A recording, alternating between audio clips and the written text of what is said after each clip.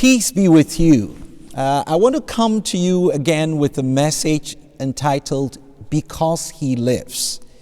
Because He lives. It's because we're in the Easter season, and the big celebration of the resurrection of Jesus from the dead has a lot to do with this. And this is actually the title of a real song, an actual song that's written by Gloria Gaither and her husband William Gaither. So Bill and Gloria Gaither, the Gaithers, they're evangelicals, Protestants, and they're in the music ministry, praise and worship, and they wrote this song.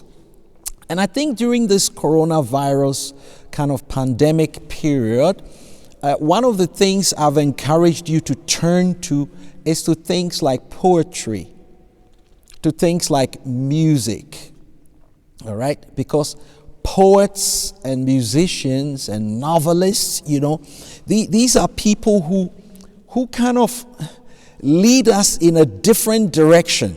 They touch something within the human person that is deeper. For example, you can hear a song play and you have goosebumps all over your body, and you hear a song sang and you start to cry and you don't know the reason why. And so I encourage you around this time, the song Because He Lives, beautiful lyrics, God sent His Son, they call Him Jesus. He came to love, heal, and forgive. He lived and died to buy my pardon. An empty grave is there to prove my Savior lives. And then the chorus says, because He lives, I can face tomorrow. Because He lives, all fear is gone. And now I know He holds the future. And life is worth the living just because He lives. Beautiful lyrics. And so what is it that they are talking about when they speak about because He lives? Who is it that lives? It's Jesus. He is risen. He lives, yes, in the world, but over and above all, He lives in my heart, in your heart. He lives within our circumstances, within our situations. So that's very powerful, because He lives. And He says, because He lives, I can face tomorrow. Tomorrow is not promised. We know yesterday is gone. Tomorrow is not promised. All we have is today. But sometimes we fear facing tomorrow. And so He says, I can face tomorrow because He lives. And He says, all fear is gone. All fear is gone. That's the third line of the chorus. How can she say all fear is gone? Because the songwriters know that because we project ourselves into the future and we have all kinds of fantasies and things that we dream about, somebody has actually defined fear as false expectations appearing real. That's how you spell fear, F-E-A-R. False expectations appearing real. Sometimes the things we fear the most never even happen. And so He says, because He lives, I can face tomorrow. Because He lives, all fear is gone. And He says, and now I know He holds the future. You see, that's the power of the lyrics of this song.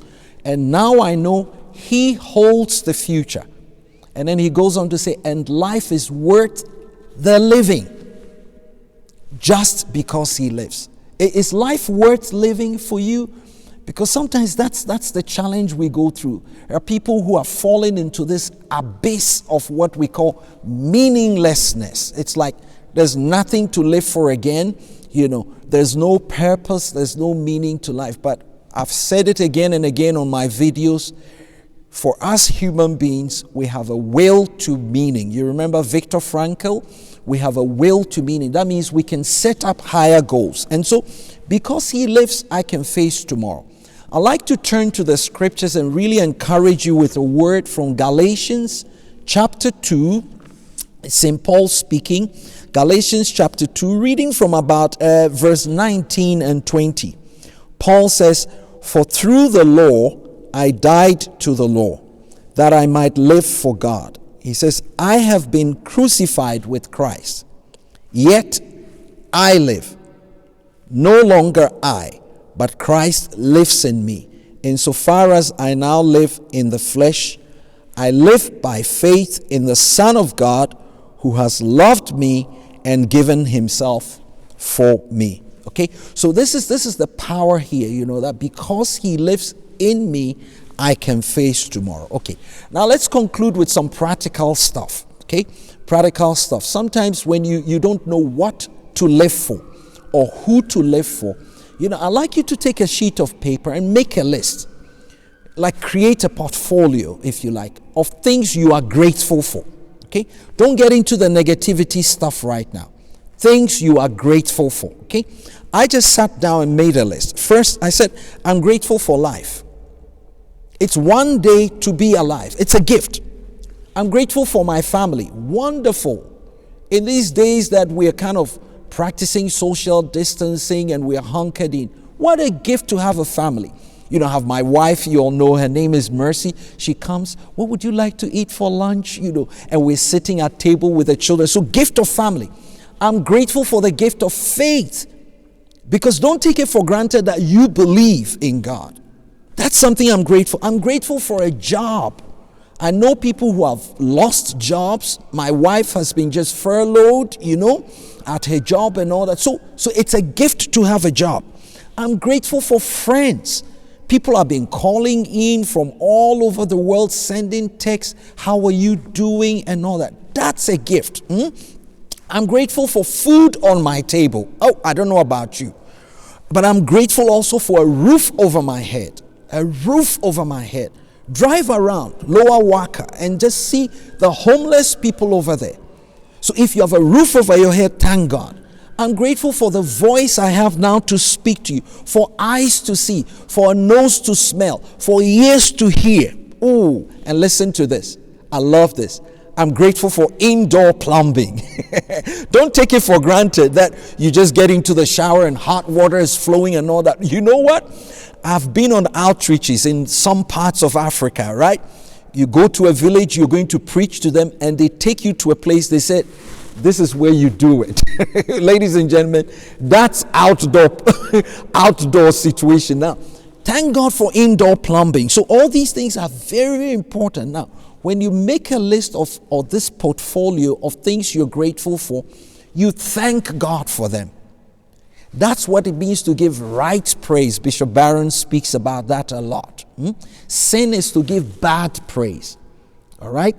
But when you give right praise, right worship to the Lord, right adoration, it means our mouths, if you like, or our very lives are aligned with that of God. You align with God. It's like adoration, ad oratio, mouth to mouth with God. Then you give God praise. Okay? That's what happened when God created the human person. You remember the Genesis chapter 2 verse 7 story where he says he breathed into his nostrils. So when we are most connected with God, when we are in relationship with God, when we are mouth to mouth with God, then what is happening is we're giving God praise. And so give God some praise. Because he lives, I can face tomorrow. Because he lives, all fear is gone. And he says, and life is worth the living just because he lives. So listen to some music in this time. Read a novel, turn to some work of art and all that. It's going to tap into something of your being that you least expected. And if you move to tears, cry. Cry. If you move to stand in awe, because you're touching something within you that is not on the ordinary surface. Because he lives, you can face tomorrow. God bless you.